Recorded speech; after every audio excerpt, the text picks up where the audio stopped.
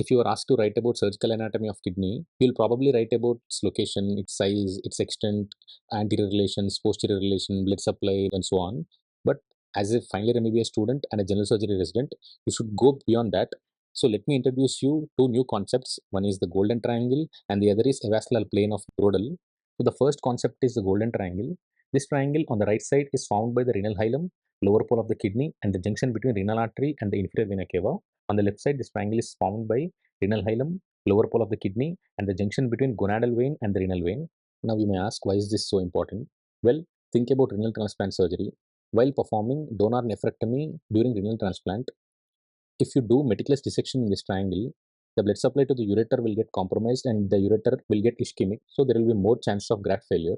And the next concept is avascular plane of Brodel. This plane lies just posterior to the lateral convex border at the junction of anterior 2/3 and the posterior 1/3. And here is the key. This is where the anterior segmental and posterior segmental branches of the renal arteries meet, and it is relatively avascular. If you are doing a percutaneous nephrolithotomy or a pyelolithotomy, this plane provides the safest entry point into the pelvic calcium system. So minimal bleeding and maximum access. So that's it. Next time if you are asked to write about surgical anatomy of kidney, don't forget to mention these gems and thank me later.